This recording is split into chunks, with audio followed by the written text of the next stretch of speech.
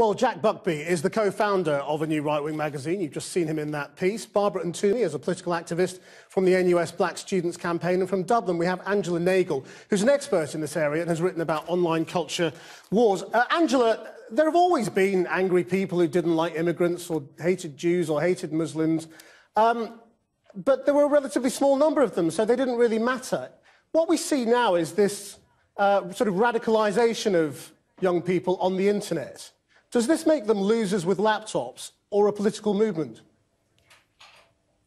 Well, there are multiple layers of it, and this is one of the things that makes it very difficult to talk about because, for example, Milo Yiannopoulos, who's mentioned, is very different politically to the hardcore of the alt-right, which is a very American phenomenon and which does have explicitly racial politics. So it's quite a long journey from that hardcore of the alt-right to, for example, the average Trump voter. So in a way, you know, I wouldn't want to in any way underestimate it as a movement because it is a kind of avant-garde, even so the fact that it's small doesn't matter too much. But it certainly is going to be very culturally influential and already has been. Jack Buckby, you stood for election, you got 220 votes. Yeah. You've got a few thousand Twitter followers. Sure. I mean, there have always been people like you, haven't there? I mean, is there anything new about what you're doing? No, I wouldn't say there's anything new, but I'd say definitely the way that we go about politics has changed. You know, my election campaign, you know, if we're going to talk about that, was primarily to cause a discussion about what I believe was a serious issue in the area, and which is, you know, we've seen is a serious issue. But nobody agreed with you, is the point. I mean, well, no, you know, you got 1.1% of the... Yeah, I know. I don't think that's true. I mean, I'm from a very small political party with a very small amount of funding. The point was never to win. So not many people think the way you do. See, I disagree with that. You know, we had 4 million people voting for UKIP, and many of those agree with me. You know, I don't associate with this fringe of the alt-right, which is, you know, neo-Nazi, white supremacist kind of thing. But these 4 million UKIP voters agree with many of the kind of ideas that I talk about. I know a lot of people who are high up in UKIP who agree with me on almost all things, and I know many Tory voters and many traditional Labour voters believe the same as well. So what we've seen is it doesn't work out in politics, but it is creating a new online culture. Barbara and Toomey, I mean, can you afford to ignore him?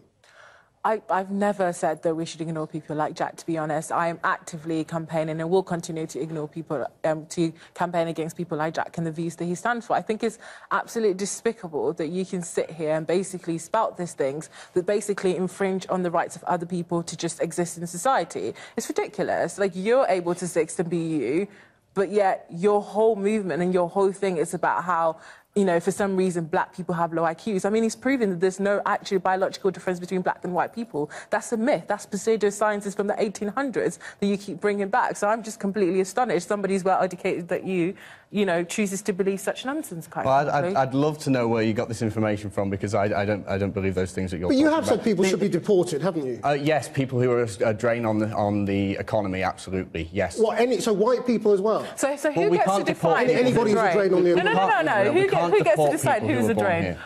So black people who were born here, they can stay, right? Yes, absolutely. Is that OK? Yes. Right, so who gets to define who's a drain on society? No, I love this sort of faux outrage you've got going on here. You know, you're saying, oh, you hate black people. You don't think people should exist. It's constant faux outrage. And you know what? You are the reason we exist. You are the reason this online movement exists. My black existence is the reason you exist. Stop bringing race into it. We hate the fact that you people take the moral superiority. But you know what? Put your money where your mouth is. Syrian refugees, application form. Take one home. Taking a Syrian refugee, I hope you don't get raped. Because we talk about these serious issues and you demean us, you attack us. I can afford rent for a one-bedroom house, so I don't, you know, I don't have the financial means to do that. You probably do, though, with all your money.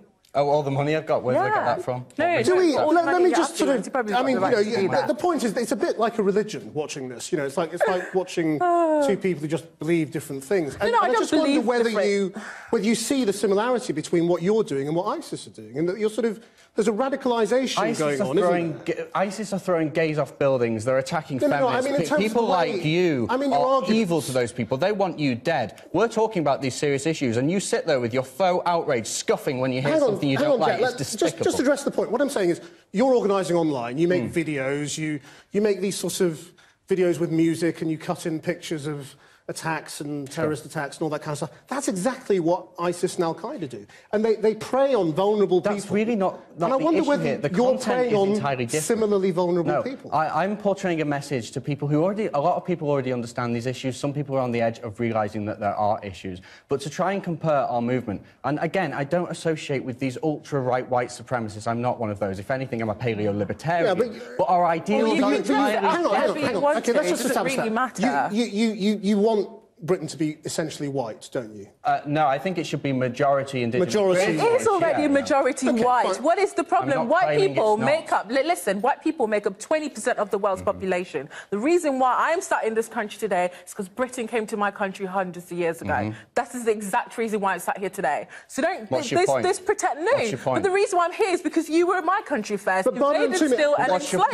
My point is I have every right to be here in the same way you I would love to know where you got this idea that I don't think you don't have a right to be here. As silly as I think you are, I think you've got every right to live here. Britain is still a majority white country. Barbara and Toomey. Britain is still a majority white country. Let me bring you in. I'm not saying it's not. Let me bring you to the point that actually Jack raised earlier, which is it the failure of progressive politics, of the left, to appeal to young people and to offer them a future that means that some of them, a small number admittedly, but some of them are being seduced by this?